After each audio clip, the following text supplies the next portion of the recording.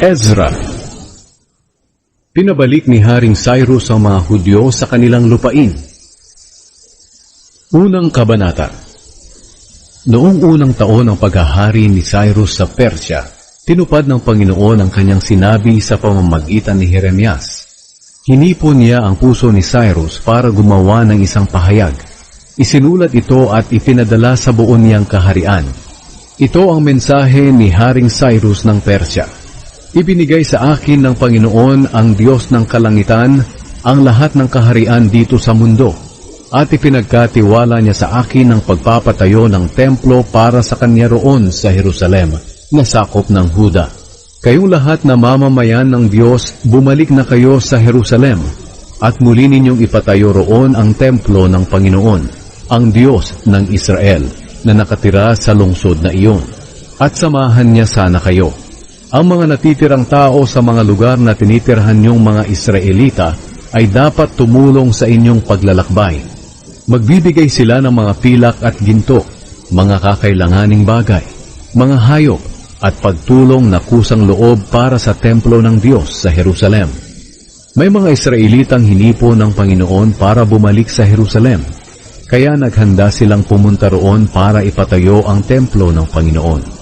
Kasama sa kanila ang mga pinuno ng mga pamilyang mula sa mga lahi ni Huda at ni Benjamin, pati ang mga pari at ang mga Levita. Ang ibang mga tao ay tumulong sa kanila sa pamamagitan ng pagbibigay ng mga gamit na gawa sa pilak at ginto, mga kakailanganing bagay, mga hayop, iba pang mga mamahaling bagay, at pagtulong na kusang loob para sa templo. Ibinalik din sa kanila ni Haring Cyrus ang mga gamit sa templo ng Panginoon na kinuha ni Haring Nebuchadnezzar sa Jerusalem at dinala sa templo ng mga Diyos-Diyosan niya. Ipinagkatiwala ito ni Haring Cyrus kay Mitredat na ingat yaman ng kaharian niya. Binilang ito ni Mitredat at ibinigay ang listahan kay Sheshbazzar, ang gobernador ng Huda. Ito ang bilang ng mga gamit. Mga gintong bandihado 30, mga pilak na bandihado 1,000, mga kutsilyo 29, mga gintong mangkok 30, mga pilak na mangkok 410, iba pang mga gamit 1,000. Sa kabuuan, may mga 5,400 gamit na ginto at pilak. Dinala lahat ito ni Sheshbazzar nang bumalik siya sa Jerusalem mula sa Babylonia, kasama ng ibang mga bihag.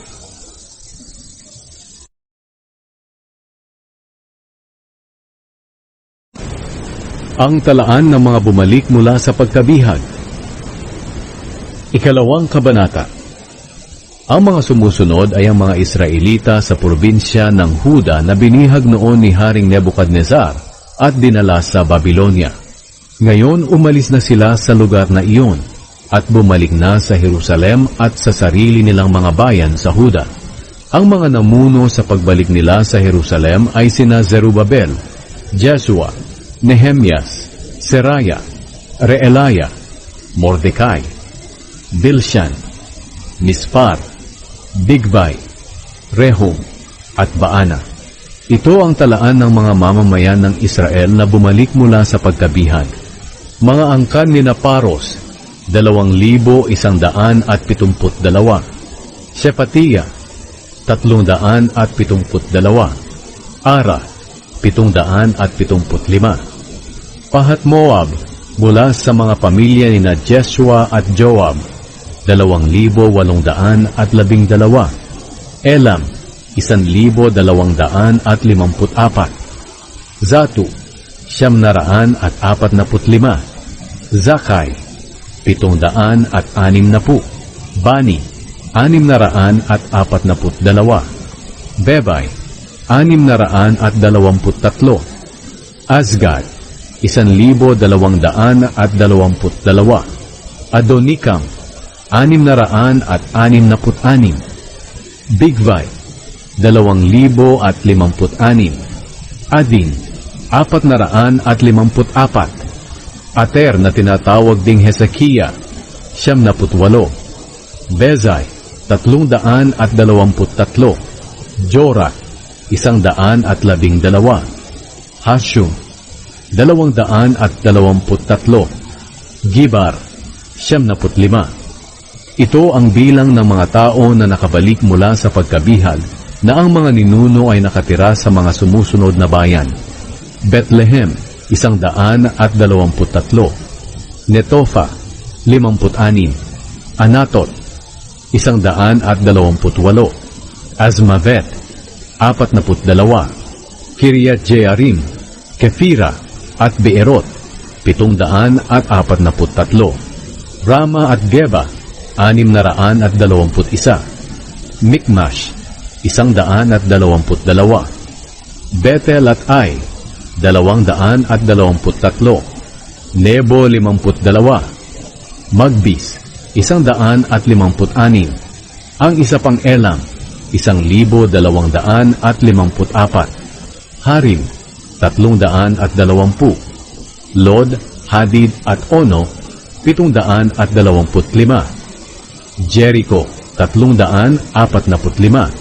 Senaa, 3,630. Ito ang mga angkan ng mga pari na bumalik mula sa pagkabihag.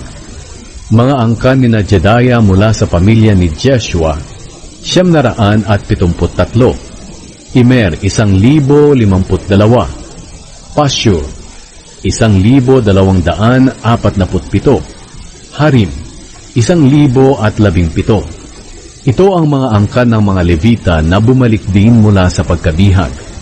Mga angkan ni na Jeshua at Kadmiel mula sa pamilya ni Hodaviah, 74. Mga awit sa templo na mula sa angkan ni Asaph, 128.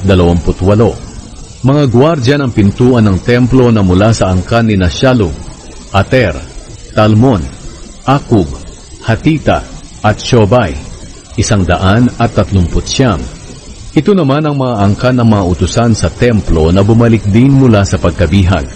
Mga angkan ni Ziha, Hasufa, Tabaot, Keros, Siyaha, Padon, Lebana, Hagaba, Akub, Hagab, Shalmai, Hanan, Gidel, Gahar, Reaya, Rezin, Nekoda, Gazam, Uza, Paseya, Besai, Asna, Meyunim, Nefusim, Bakbuk, Hakufa, Harhur, Bazlut, Mehida, Harsha, Barkos, Sisera, Tema, Nezia, at Hatifa.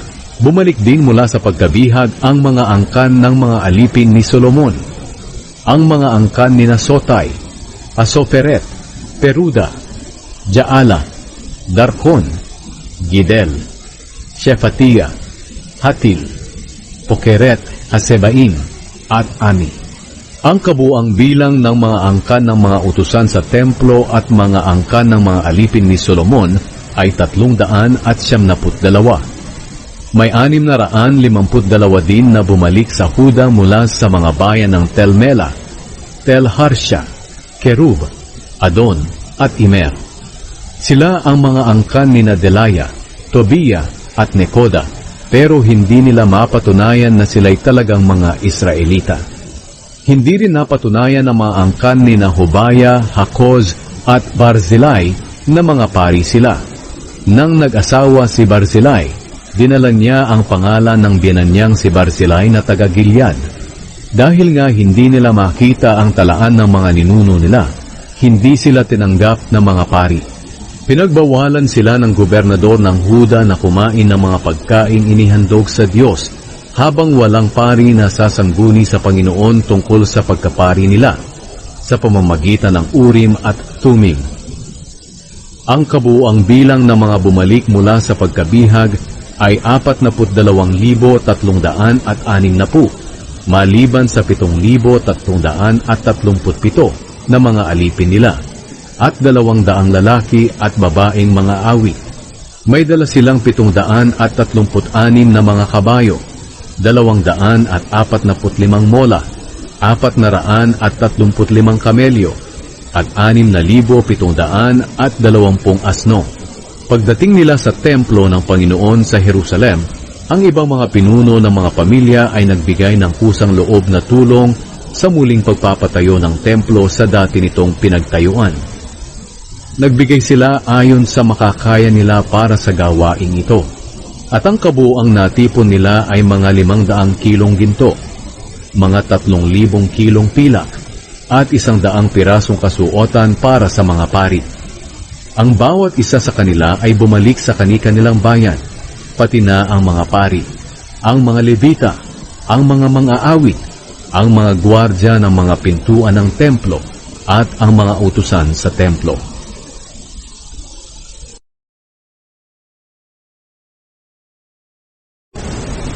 Ang pagpapatayo ng bagong altar.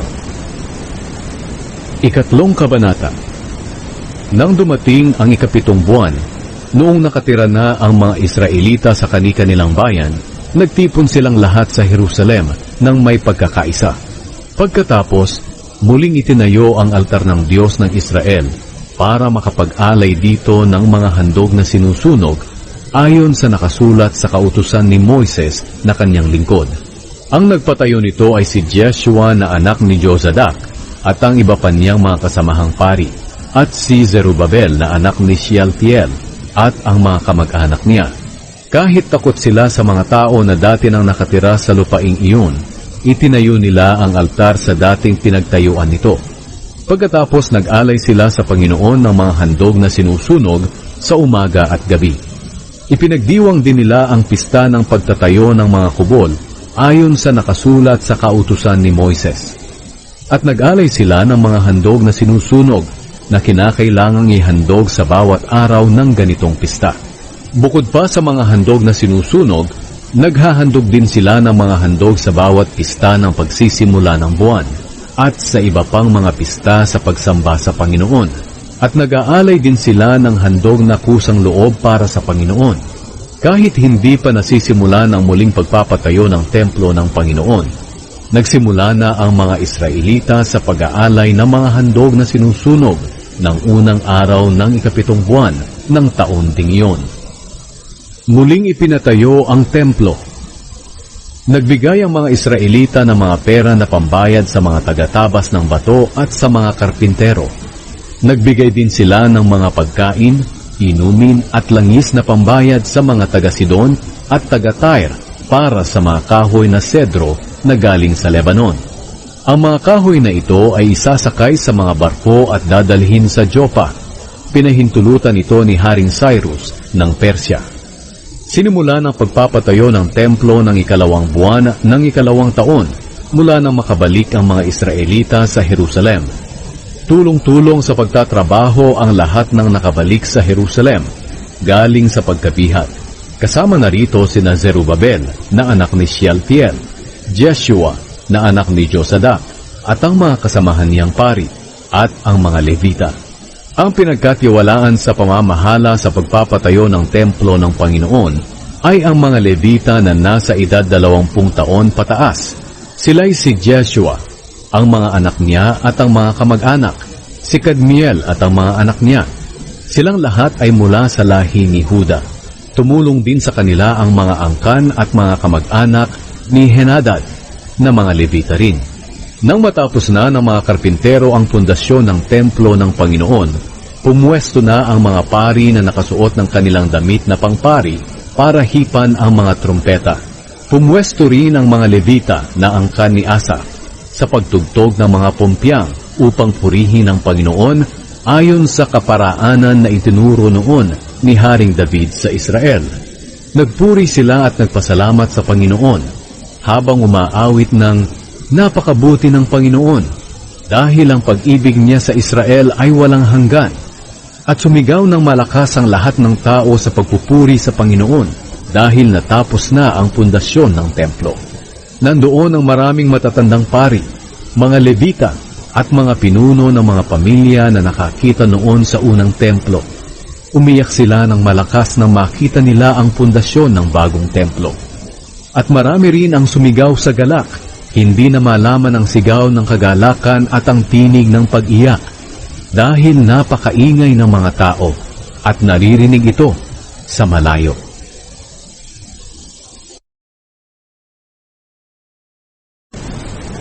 Sinalungat ang pagpapatayo ng templo. Ika-4 na kabanata. Nabalitaan ng mga kaaway ng mga taga-Huda at taga-Benjamin na muling ipinapatayo ng mga bumalik galing sa pagkabihag ang templo ng Panginoon, ang Diyos ng Israel.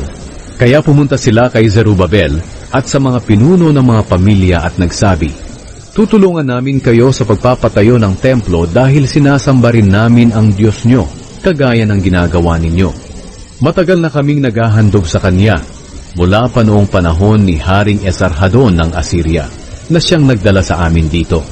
Ngunit ito ang sagot ni Zerubabel, Jeshua, at ng mga pinuno ng mga pamilya. "Inutusan kami ni Haring Cyrus ng Persya na muling ipatayo ang templo. Ngunit hindi kayo kasama sa pagpapatayo nito para sa aming Diyos. Kami lang ang magpapatayo nito para sa Panginoon, ang Diyos ng Israel." Kaya pinahina ang loob at tinakot ng mga taong dati nang nakatira sa lupaing iyon, ang mga tao sa Huda, para hindi nila maipagpatuloy ang pagpapagawa nila ng templo. Sinuhulan nila ang mga opisyal ng gobyerno ng Persya para salungatin ang mga plano ng mga tao sa Huda. Patuloy nila itong ginagawa mula ng panahon na si Cyrus ang hari ng Persya hanggang sa panahong si Darius na ang hari ng Persya. Ang pagsalungat sa pagpapatayo ng templo ng panahon ni Haring Artaxerxes. Nang maging hari si Ahasuerus, ang mga kalaban ng mga naninirahan sa Jerusalem at ng iba pang mga nakatira sa Huda ay sumulat ng mga paratang laban sa kanila. At kahit na noong si Artaxerxes na ang hari ng Persya, sumulat din sila sa kanya. Sila ay sina Bishlam, Mitredat, Tabeel, at ang iba pa nilang mga kasama. Isinulat nila ito sa wikang Aramiko at isinalin ito sa wika ng mga taga-Persya. Sumulat din kay Haring Artaxerxes si Rehum na gobernador at si Shimsai na kalihim laban sa mga taga-Jerusalem. Ito ang nilalaman ng sulat nila. "Mahal na Haring Artaxerxes, una po sa lahat nangungumusta kami sa inyo, kaming mga lingkod nyo rito sa lalawigan ng kanluran ng Euphrates. Kasama po sa mga nangungumusta ay ang mga kasama naming mga pinuno at opisyal, ang mga tao sa Tripolis, Persya, Erek, Babylonia, at ang mga tao sa Susa sa lupain ng Elam. Kinukumusta rin po kayo ng mga taong pinaalis sa kanilang mga lugar ni Osnapar, ang tanyag at makapangyarihan na hari ng Assyria. Itong mga mamamayan ay pinatiran niya sa lungsod ng Samaria at sa iba pang mga lugar sa kanluran ng Euphrates. Mahal na hari, gusto po naming malaman nyo na muling ipinapatayo ng mga Hudyo ang lungsod ng Jerusalem. Ang mamamayan nito ay masasama at rebelde. Dumating ang mga ito sa mga lungsod mula sa mga lugar na inyong nasasakupan. Inaayos na nga nila ang mga pader pati na po ang mga pundasyon nito. Mahal na hari, kapag muli pong naipatayo ang lungsod na ito at naayos na ang mga pader nito, hindi na magbabayad ng mga buwis at ng iba pang bayarin ang mga tao, at liliit na ang kita ng kaharian. Dahil nga po may tungkulin kami sa inyo, mahal na hari, at hindi namin gustong mapahiya kayo. Ipinapaalam namin ito sa inyo para saliksikin po ninyo ang kasulatang itinago ng mga ninuno ninyo. Sa ganoong paraan, malalaman niyo po na ang mga nakatira sa lungsod ng Jerusalem ay rebelde mula pa noon. Kaya nga nilipol ang lungsod na ito dahil naging problema ito ng mga hari at ng mga lugar na gustong sumakop dito. Ipinapaalam lang po namin sa inyo, mahal na hari, na kung muling maipatayo ang lungsod na ito at maiayos na ang mga pader nito, mawawala sa inyo ang lalawigan na nasa kanluran ng Euphrates. Ito ang sagot na ipinadala ng hari. Nangungumusta ako sa iyo, Gobernador Rehum, kay Shimsai na kalihim, at sa inyong mga kasama na nakatira sa Samaria at sa iba pang mga lugar sa kanluran ng Euphrates. Naway nasa mabuti kayong kalagayan. Ang sulat na inyong ipinadala ay sinalin sa wika namin at binasa sa akin. Nag-utos akong saliksikin ang mga kasulatan at napatunayan na ang mga dating naninirahan sa Jerusalem ay kumakalaban nga sa mga hari. Nakasanayan na nga ng lugar na iyan ang pagre-rebelde laban sa gobyerno. Nalaman ko rin sa pamamagitan ng mga kasulatan na ang Jerusalem ay pinamahalaan at pinagbayad ng buwis at ng iba pang bayarin ng mga makapangyarihang hari na namuno sa buong lalawigan sa kanluran ng Euphrates. Ngayon, ipag-utos niyong itigil ng mga taong iyan ang muling pagpapatayo ng lungsod hanggat hindi ko iniuutos. Gawin niyo agad ito para hindi mapahamak ang kaharian ko. Pagkatapos basahin kina Rehum, Shimsai at sa mga kasama nila ang liham ni Haring Artaxerxes, pumunta agad sila sa Jerusalem at pinilit ang mga Hudyo na itigil ang muling pagpapatayo ng lungsod. Kaya natigil ang pagpapatayo ng templo ng Diyos sa Jerusalem hanggang sa 2nd taon ng paghahari ni Darius sa Persya.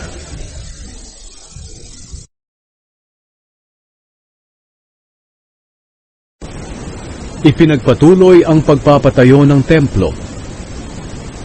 5 Kabanata. Ngayon, inutusan ng Diyos ng Israel ang mga propeta na sina Hageo at Zacarias na apo ni Ido para sabihin ang mensahin niya sa mga Hudyo sa Huda pati na sa Jerusalem. Nakinig sa kanila sina Zerubabel na anak ni Shealtiel at Jeshua na anak ni Jozadak. Kaya ipinagpatuloy nila ang pagpapatayo ng templo ng Diyos sa Jerusalem. Tinulungan sila ng 2 propeta ng Diyos. Ngunit hindi nagtagal, dumating sa Jerusalem si Tatenai na gobernador ng lalawigan sa kanluran ng Euphrates, si Shethar-bozenai at ang mga kasama nila. Nagtanong sila sa mga Hudyo, "Sino ang nag-utos sa inyo na ipagpatuloy ang pagpapatayo ng templong ito?" Nagtanong pa sila, "Ano ang pangalan ng mga taong nagtatrabaho rito?" Ngunit iningatan ng Diyos ang mga tagapamahala ng Hudyo. Kaya nagpasya sina Tatenai, Shethar-bozenai at ang kanilang kasamang mga opisyal ng lalawigan sa kanluran ng Euphrates na hindi muna nila ipapatigil ang pagpapatayo ng templo hanggang sa maipaalam nila ang tungkol dito kay Haring Darius at makatanggap ng kanyang sagot. Ito ang nilalaman ng sulat na ipinadala nila kay Haring Darius. "Mahal na Haring Darius, naway nasa mabuti po kayong kalagayan. Ipinapaalam po namin, mahal na hari, na pumunta kami sa lalawigan ng Huda, doon sa pinagtatayuan ng templo ng makapangyarihang Diyos. Malalaking bato ang ginagamit sa pagpapatayo ng templo, at ang mga pader nito ay nilagyan ng mga troso upang tumibay. Ginagawa po nila ito ng may kasipagan, kaya mabilis ang pagpapatayo nito. Tinanong po namin ang mga tagapamahala nila kung sino ang nag-utos sa kanila sa muling pagpapatayo ng templo. At tinanong din namin ang mga pangalan nila para maipaalam namin sa inyo kung sino ang mga namumuno sa pagpapatayo nito. Ito po ang sagot nila sa amin. Mga lingkod kami ng Diyos ng langit at lupa. At muli naming ipinapatayo ang templo na itinayo noon ng isang makapangyarihang hari ng Israel. Ngunit dahil ginalit ng aming mga ninuno ang Diyos sa langit, pinabayaan niya sila na sakupin ni Haring Nebukadnezar ng Babylonia. Giniba ni Nebukadnezar ang templong ito at binihag niya sa Babylonia ang aming mga ninuno.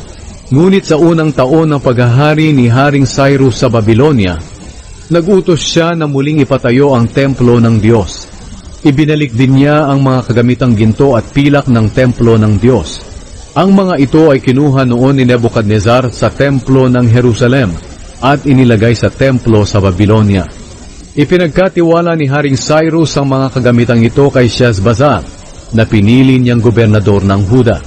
Sinabi ng hari kay Sheshbazzar na muling ipatayo ang templo ng Diyos sa Jerusalem sa dati nitong pinagtayuan at ilagay doon ang mga kagamitan nito. Kaya pumunta si Sheshbazzar sa Jerusalem at itinayo niya ang mga pundasyon ng templo ng Diyos. Hanggang ngayon ay ginagawa pa ang templo, hindi pa ito tapos.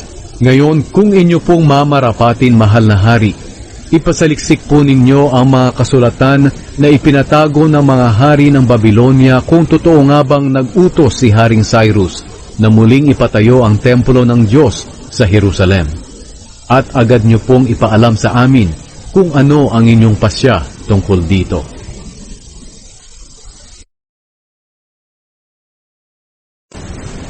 Pumayag si Haring Darius sa muling pagpapatayo ng templo. 6 na Kabanata. Kaya nagutos si Haring Darius na saliksikin ang mga kasulatang nakatago sa lalagyan ng mga kayamanan doon sa Babylonia. Ngunit sa matatag na lungsod ng Ekbatana, na sakop ng lalawigan ng Media, nakita ang isang nakarolyong kasulatan na may nakasulat na, ang kasulatang ito ay nagpapaalala na sa unang taon ng paghahari ni Cyrus, nag-utos siya na muling ipatayo ang templo ng Diyos sa Jerusalem, kung saan iniaalay ang mga handog. Dapat matibay ang pundasyon nito, at dapat 70 talampakan ang taas, at 70 talampakan din ang luwang nito. Ang bawat 3 patong ng malalaking bato nito ay papatungan ng isang troso. Ang lahat ng gastos ay kukunin sa pondo ng kaharian. Ang mga kagamitang ginto at pilak sa templo ng Diyos na dinala ni Haring Nebuchadnezzar sa Babylonia ay dapat ibalik sa lalagyan nito sa templo ng Jerusalem. Kaya nagpadala si Haring Darius ng mensahe kay Tatenai, na gobernador ng lalawigan sa kanluran ng Euphrates, kay Shethar-bozenai at sa mga kapwa nila opisyal sa lalawigang iyon. Lumayo kayo riyan sa templo ng Diyos. Huwag na ninyong pakialaman ang pagpapatayo nito. Pabayaan nyo na lang ang gobernador at ang iba pang mga tagapamahala ng mga Hudyo sa pagpapatayo nito sa dati nitong kinatatayuan. Iniuutos ko rin na tulungan nyo ang mga tagapamahala ng mga Hudyo na mabayaran agad ang lahat ng gastusin para hindi maabala ang pagtatrabaho nila. Kunin nyo ang bayad sa pondo ng kaharian na nanggagaling sa mga buwis ng lalawigan ninyo. Dapat niyong bigyan araw-araw ang mga pari sa Jerusalem ng mga pangangailangan nila, gaya ng batang toro, lalaking tupa, at batang lalaking tupang bilang handog na sinusunog para sa Diyos ng kalangitan, pati na rin trigo, asin, katas ng ubas, at langis. Dapat hindi kayo pumalya sa pagbibigay, para makapag-alay sila ng mga handog na makakalugod sa Diyos ng kalangitan, at maipanalangin nila ako at ang mga anak ko. Iniuutos ko rin na ang sinumang hindi tutupad nito ay tutuhugin ng kahoy na tinanggal sa bahay niya, at ang bahay niya ay gigibain hanggang sa wala ng bahagi nito ang maiwang nakatayo. Naway ang Diyos na pumili sa Jerusalem bilang lugar kung saan siya sasambahin, ang siyang lumipol sa kahit sinong hari o kaya'y bansa na hindi tutupad sa utos na ito at gigiba ng templong ito sa Jerusalem.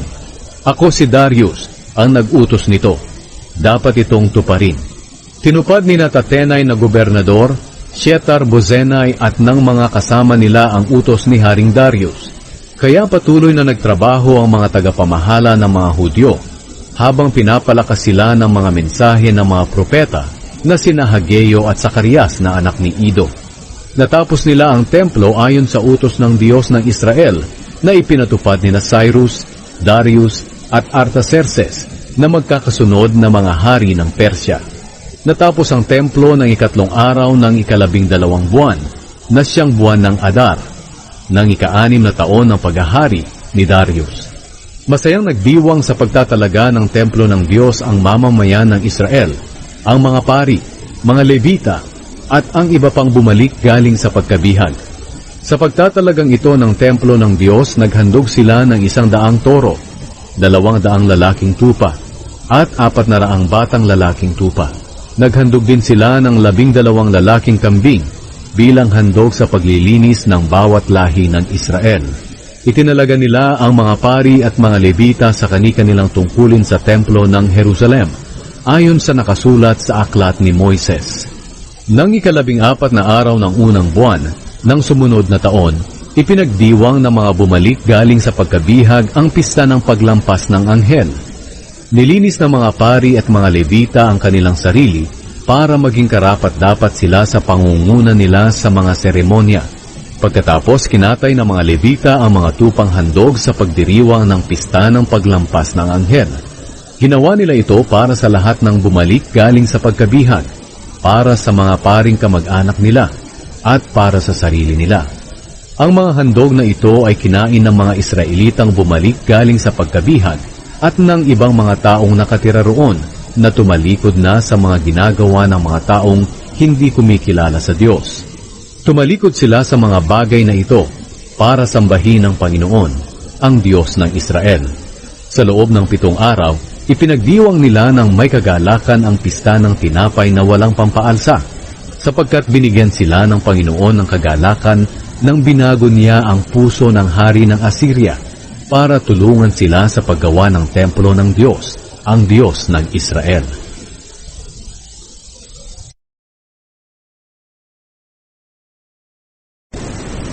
Dumating si Ezra sa Jerusalem. Ikapitong kabanata. Pagkalipas ng maraming taon nang si Artaxerxes ang hari ng Persya, dumating si Ezra sa Jerusalem galing sa Babylonia. Si Ezra ay anak ni Seraya. Si Seraya ay anak ni Azaria. Si Azaria ay anak ni Hilkia. Si Hilkia ay anak ni Shallum. Si Shallum ay anak ni Zadok. Si Zadok ay anak ni Ahitub. Si Ahitub ay anak ni Amaria. Si Amaria ay anak ni Azariah. Si Azariah ay anak ni Merayot. Si Merayot ay anak ni Zerahia. Si Zerahia ay anak ni Uzi. Si Uzi ay anak ni Buki. Si Buki ay anak ni Abishua. Si Abishua ay anak ni Finehas. Si Finehas ay anak ni Eleazar. Si Eleazar ay anak ni Aaron na punong pari. Si Ezra ay isang tagapagturo na lubos ang kaalaman sa kasulatan na ibinigay kay Moises ng Panginoon, ang Diyos ng Israel. Ibinigay ng hari ang lahat ng hiniling niya dahil tinutulungan siya ng Panginoon na kanyang Diyos. May sumama ring mga Israelita sa kanya nang bumalik siya sa Jerusalem noong 7 taon ng paghahari ni Artaxerxes. Kabilang sa mga sumama ay ang mga pari, mga Levita, mga awit, mga gwardya ng pintuan ng templo, at mga utusan sa templo. Umalis si Ezra sa Babylonia ng unang araw ng unang buwan, at sa tulong ng Diyos, nakarating siya sa Jerusalem ng unang araw ng 5 buwan, ng 7 taon ng paghahari ni Artaxerxes. Tinulungan siya ng Diyos dahil itinalagan niya ang sarili niya sa pag-aaral at pagtupad ng kautusan ng Panginoon, at sa pagtuturo ng mga tuntunin at mga utos nito sa mga Israelita. Ang sulat ni Artaxerxes kay Ezra. Ito ang nilalaman ng sulat na ibinigay ni Haring Artaxerxes kay Ezra na pari at tagapagturo, na lubos na nakakaalam ng mga utos at mga tuntunin na ibinigay ng Panginoon sa mga taga-Israel. Ako si Haring Artaxerxes, ang hari ng mga hari. Nangungumusta ako sa iyo, Ezra, na pari at tagapagturo ng kautusan ng Diyos ng Kalangitan. Iniuutos ko na kahit sino sa mga Israelita rito sa kaharian ko, pati mga pari at mga Levita, na gustong sumama sa iyo sa pagbalik sa Jerusalem, ay maaari mong isama. Inuutusan kita at ng aking 7 tagapayo na alamin mo ang mga nangyayari sa Huda at sa Jerusalem, kung talaga bang sinusunod nila ang kautusan ng iyong Diyos, na lubos mong nalalaman. Inuutusan din kita na dalhin mo ang mga ginto at pilak na kusang loob kong ibinibigay at ng mga tagapayo ko sa Diyos ng Israel na nananahan sa Jerusalem. Dalhin mo rin ang lahat ng pilak at ginto na matatanggap mo galing sa lalawigan ng Babylonia, pati na rin ang mga kusang loob na tulong ng mga mamamayan ng Israel at ng mga pari nila para sa templo ng kanilang Diyos sa Jerusalem. Tiyakin mo na ang perang ito ay gagamiting pambili ng mga toro, mga lalaking tupa, mga batang lalaking tupa, mga butil, at inuming handog sa altar ng templo ng inyong Diyos sa Jerusalem. Ang matitirang ginto at pilak ay pwede niyong gamitin ng mga kababayan mo sa kahit anong gusto niyo, ayon sa kalooban ng Diyos. Ngunit ang mga kagamitang ipinagkatiwala sa iyo na gagamitin sa paglilingkod sa templo ng iyong Diyos, ay ibigay mong lahat sa Diyos ng Jerusalem. Kung may iba ka pang kailangan para sa templo, kumuha ka lang ng panggasto sa pondo ng kaharian. Ako si Haring Artaxerxes, ang nag-uutos sa lahat ng ingat yaman ng lalawigan sa kanluran ng Euphrates, na ibigay niyo ang anumang hilingin sa inyo ni Ezra na pari at tagapagturo ng kautusan ng Diyos ng Kalangitan. Bigyan niyo siya hanggang 3,500 kilong pilak, 300 sakong trigo, 550 galong alak, 550 galong langis ng olibo, at kahit gaano kadaming asin na kinakailangan. Ibigay niyo rin ang lahat ng kinakailangan sa templo ayon sa iniutos ng Diyos ng Kalangitan. sapagkat kung hindi magagalit siya sa kaharian ko at sa mga anak ko. Ipinapaalam din namin sa inyo na huwag ninyong pagbayarin ng buwis at ng iba pang bayarin ng mga pari, mga levita, mga musikero, mga gwardya ng mga pintuan ng templo, mga utusan sa templo, at iba pang nagtatrabaho sa templo ng Diyos. At ikaw, Ezra, ayon sa karunungang ibinigay sa iyo ng Diyos, humili ka ng mga tagapamahala at mga hukom na nakakaalam ng kautusan ng iyong Diyos, at sila ang mga ngasiwa sa lahat ng tao sa lalawigan sa kanluran ng Euphrates. At ang mga tao na hindi nakakaalam ng kautusan ay turuan mo. Sino mang hindi tumupad sa kautusan ng iyong Diyos o kaya'y sa kautusan ng hari ay parurusahan ng kamatayan, o paaalisin sa lugar niya, o kukunin ang ari-arian niya, o ikukulong siya. Pinuri ni Ezra ang Diyos. Sinabi ni Ezra, purihin ang Panginoon, ang Diyos ng mga ninuno natin, na humipo ng puso ng hari, na parangalan niya ang templo ng Panginoon sa Jerusalem. Dahil sa kabutihan sa akin ng Panginoon, mabuti ang pagtrato sa akin ng hari at ng mga tagapayo niya, at pati na ng lahat ng makapangyarihan niyang opisyal. At dahil nga tinutulungan ako ng Panginoon na aking Diyos, nagkaroon ako ng lakas ng loob para tipunin ang mga pinuno ng Israel para sumama sa akin sa Jerusalem.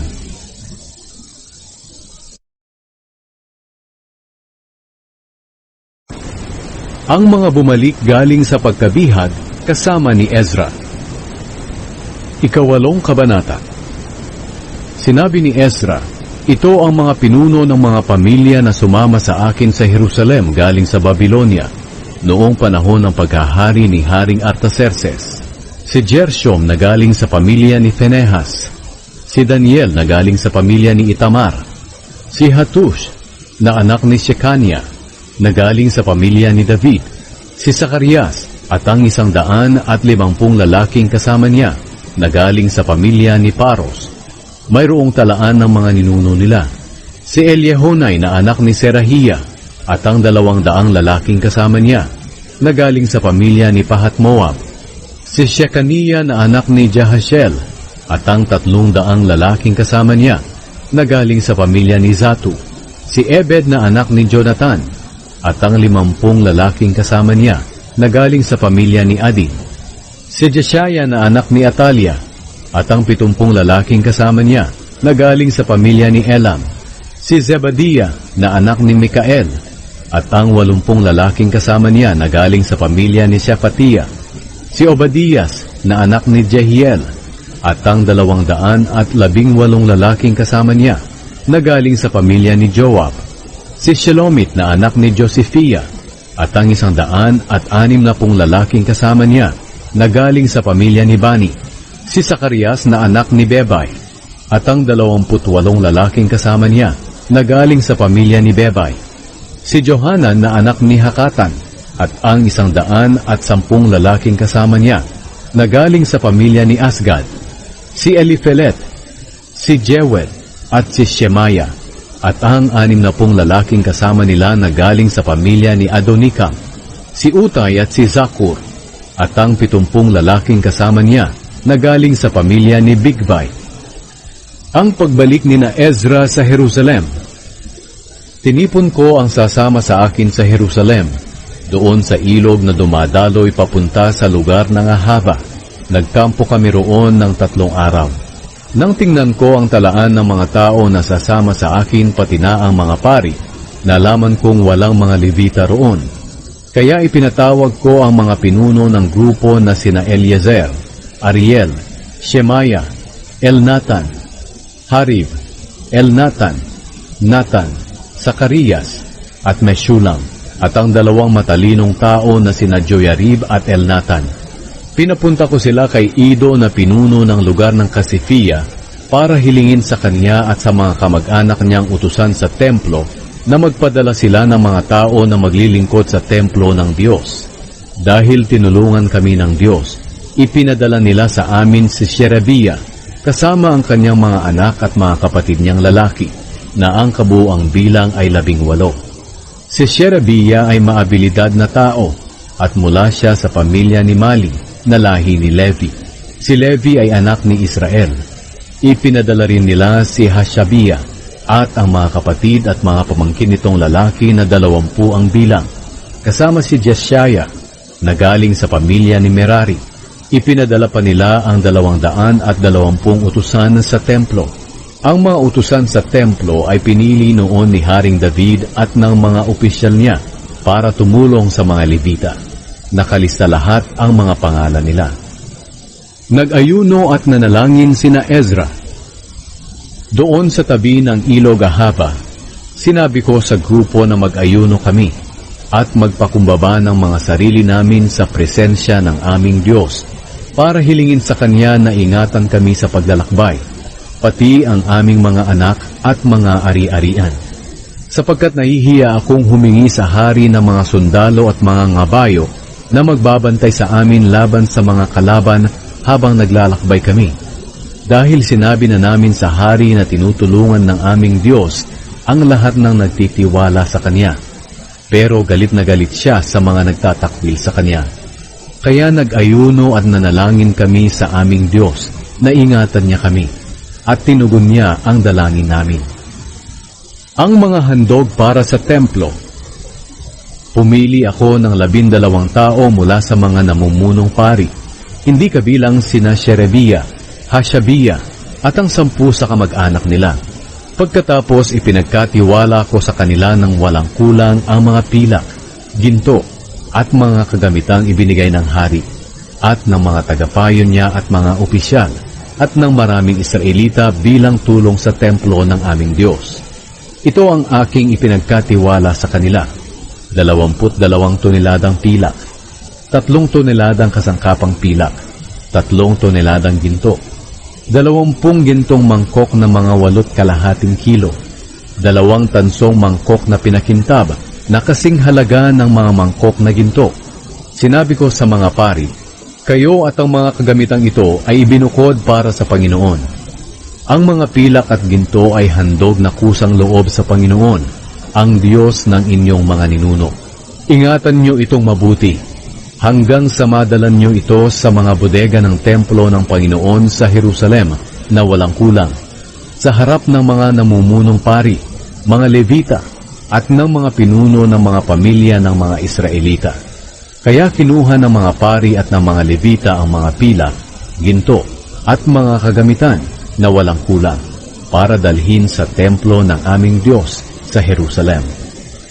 Ang pagbalik sa Jerusalem. Umalis kami sa ilog Ahava at naglakbay papuntang Jerusalem ng 12 araw ng unang buwan. Tinulungan kami ng aming Diyos at iningatan kami sa mga kalaban at tulisan habang naglalakbay kami. Pagdating namin sa Jerusalem, nagpahinga muna kami ng 3 araw. Nang ika-4 na araw, pumunta kami sa templo ng aming Diyos at ipinagkatiwala namin ang mga pilak, ginto at mga kagamitan ng walang kulang kay Meremot, na pari na anak ni Uriah. Kasama niya si Eleazar na anak ni Phinehas at ang 2 Levita na sina Josabad na anak ni Jeshua at Noadia na anak ni Binwi. Binilang at tinimbang ito lahat at inilista. Pagkatapos, ang lahat ng bumalik galing sa pagkabihag ay nag-alay sa Diyos ng Israel ng mga handog na sinusunog, 12 toro para sa buong Israel, 76 na lalaking tupa at 77 batang lalaking tupa. Nag-alay din sila ng 12 lalaking kambing bilang handog sa paglilinis. Ang lahat ng ito ay ang mga handog na sinusunog para sa Panginoon. Ibinigay din nila sa mga gobernador at mga opisyal ng lalawigan sa kanluran ng Euphrates ang dokumento kung saan nakasulat ang utos ng hari. At ang mga pinunong ito ay tumulong sa mga mamamayan ng Israel at sa templo ng Diyos.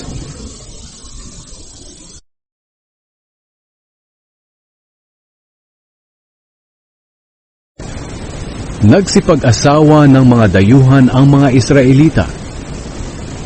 9 na kabanata. Sinabi pa ni Ezra, pagkatapos ng pangyayaring iyon, pumunta sa akin ang mga pinuno ng mga Hudyo at nagsabi, Marami sa mamamayan ng Israel, pati na ang mga pari at mga Levita, ang namumuhay katulad ng mga tao sa paligid nila. Ginagawa nila ang mga kasuklam-suklam na gawain ng mga Kananeo, Heteo, Perezeo, Jebuseo, Amonita, Moabita, Ehipsyo at Amoreo. Nagsipag-asawa pa sila at ang mga anak nila ng mga babaeng mula sa mga mamamayang nabanggit. Kaya ang mga mamamayang pinili ng Diyos ay nahaluan ng ibang mga lahi. At ang mga pinuno at mga opisyal pa natin ang siyang nangunguna sa paggawa nito. Nang marinig ko ito, pinunit ko ang damit ko, sinabunutan ko ang buhok ko, hinila ko ang balbas ko, at naupo akong tulala. Nagtipon sa akin ang mga tao na takot sa mensahe ng Diyos ng Israel dahil sa pagtataksil ng mga kapwa nila Israelitang bumalik galing sa pagkabihag. Naupo akong tulala hanggang sa dumating ang oras ng panggabing paghahandog. Pagdating ng oras na iyon, tumigil ako sa pagdadalamhati. Lumuhod akong gutay-gutay ang damit at nanalangin na nakataas ang mga kamay sa Panginoon na aking Diyos.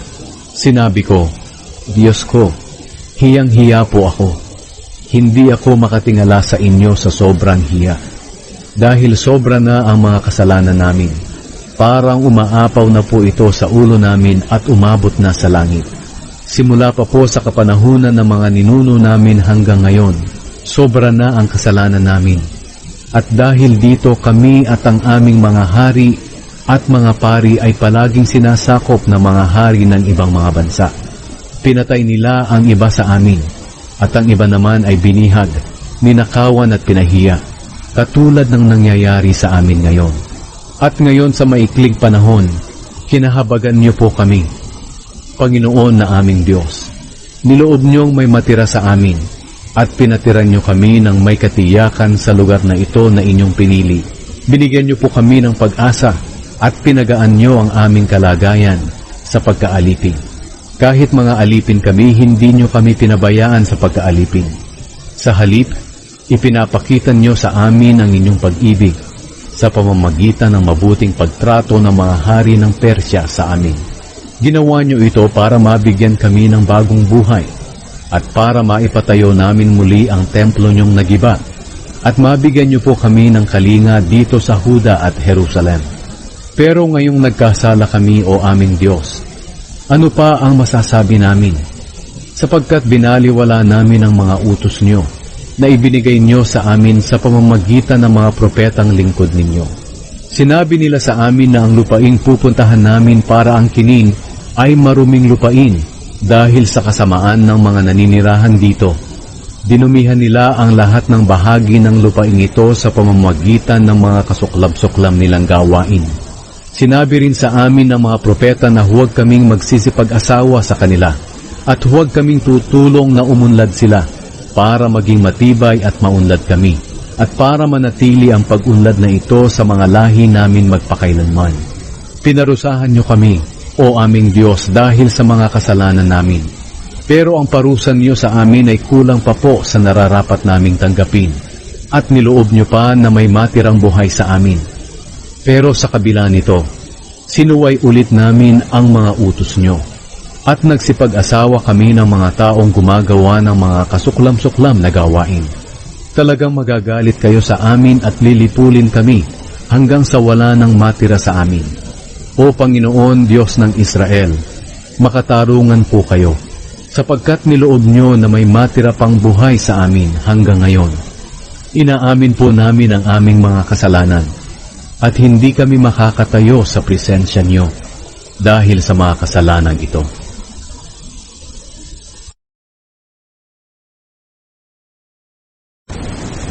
Ang pagpapahayag ng mga Israelita ng kanilang mga kasalanan. Ika-10 kabanata. Habang nakaluhod si Ezra na nananalangin sa harapan ng templo ng Diyos, umiiyak siya at nagpapahayag ng mga kasalanan ng mga mamamayan ng Israel. Maraming Israelitang lalaki, babae at mga kabataan ang nakapaligid sa kanya na umiiyak din ng malakas. Pagkatapos sinabi sa kanya ni Shekaniah na anak ni Jehiel na angkan ni Elam, "Hindi kami naging tapat sa Diyos natin. dahil nagsipag-asawa kami ng mga dayuhang babae na galing sa mga sambayanang nasa paligid natin. Pero sa kabila nito, may pag-asa pa rin ang mga mamamayan ng Israel.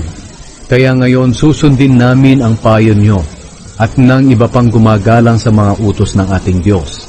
Gagawa kami ng kasunduan sa ating Diyos na palalayasin namin ang mga babaeng ito, pati na ang kanilang mga anak. Tutuparin namin ang sinasabi ng kautusan. Tumayo po kayo dahil tungkulin nyo na gabayan kami sa mga bagay na ito. Magpakatatag kayo at gawin ang nararapat. Tutulungan namin kayo. Kaya tumayo si Ezra at pinanumpan niya ang mga namumunong pari, mga Levita, at ang lahat ng mga Israelita na gagawin nila ang sinasabi ni Shekaniah at nanumpa sila. Pagkatapos, umalis si Ezra sa harapan ng templo ng Diyos at pumunta sa kwarto ni Jehohanan na anak ni Eliashib. Pagdating niya roon, hindi siya kumain at uminom dahil nalulungkot siya dahil hindi naging tapat ang mga Israelitang bumalik mula sa pagkabihag. Ipinabatid ng mga pinuno at mga tagapamahala sa mga Israelita sa buong Huda pati na sa Jerusalem na ang lahat ng bumalik galing sa pagkabihag ay magtipon sa Jerusalem. At ang sinumang hindi pupunta doon sa loob ng 3 araw, kukunin sa kanya ang lahat niyang mga ari-arian at hindi na siya ituturing na kabilang sa mga tao na bumalik galing sa pagkabihag. Kaya sa loob ng 3 araw, nagtipon ang buong mamamayan ng Huda at Benjamin at naupo sila doon sa plaza ng templo ng Diyos sa Jerusalem. Nangyari ito ng 20 araw ng 9 na buwan. Nanginginig ang mga tao dahil napakaseryoso ng pinag-uusapan nila at dahil sa malakas na ulan. Pagkatapos tumayo si Ezra na pari at sinabi, "Nagkasala kayo dahil nagsipag-asawa kayo ng mga dayuhan. Dahil dito dinagdagan nyo pa ang kasalanan ng Israel. Ngayon, ipahayag nyo ang mga kasalanan nyo sa Panginoon ng mga ninuno nyo at gawin nyo ang kalooban niya. Ibukod nyo ang sarili nyo sa mga tao sa paligid ninyo at hiwalayan nyo ang mga asawa nyong dayuhan." Sumagot na malakas ang buong mamamayan, "Tama ka, gagawin namin ang sinabi mo. Ngunit ang bagay na ito ay hindi matatapos sa 1 o 2 araw lamang, dahil napakarami sa amin ang nakagawa ng ganitong kasalanan. Tag-ulan pa ngayon at hindi namin kayang magpaulan dito sa labas. Ang mga opisyal na lang natin ang magpaiwan dito at mag-asikaso nito para sa buong mamamayan. Papuntahin na lang dito sa takdang oras ang mga nagsipag-asawa ng dayuhan, kasama ang mga tagapamahala at mga hukom ng bayan nila. Gawin natin ito upang mapawi ang matinding galit ng Diyos sa atin dahil sa bagay na ginawa natin." Walang sumuway sa planong ito maliban kina Jonathan na anak ni Asahel at Jazeia na anak ni Tikva. Sinuportahan din sila ni Meshullam at Shabbetai na Levita. Tinupad ng mga bumalik sa pagkabihag ang planong iyon. Kaya pumili si Ezra na pari ng mga lalaking pinuno ng mga pamilya at inilista ang pangalan nila. At nang unang araw ng 10 buwan, naupo sila at sinimulan nila ang pagsisiyasat tungkol sa pag-aasawa ng mga Israelita ng mga dayuhang babae. Natapos nila ang pagsisiyasat ng lahat ng kaso ng unang araw ng unang buwan ng sumunod na taon. Ang mga lalaki na nagsipag-asawa ng mga dayuhan. Ito ang mga lalaking nagsipag-asawa ng mga dayuhan at nangakong hihiwalayan nila ang mga asawa nila. Naghandog sila ng mga lalaking tupa bilang pambayad sa mga kasalanan nila. Sa mga pari, sina Maaseya, Eliezer, Jarib at Gedalia na galing sa pamilya ni Jeshua na anak ni Jozadak at ang mga kapatid niya, sina Hanani at Sebadia na galing sa pamilya ni Immer, sina Maaseya, Elias, Shemaya, Jehiel at Uzziah na galing sa pamilya ni Harim, sina Elionai, Maaseya, Ishmael, Nathaniel, Josabad at Elasa na galing sa pamilya ni Pashur. Mula sa mga Levita, sina Josabad, Shimei, Kelaya na tinatawag ding Kelita, Petahia, Juda at Eliezer. Mula sa mga musikero, si Eliashib. Mula sa mga gwardya ng mga pintuan ng templo ay sina Shallum, Telem, at Uri.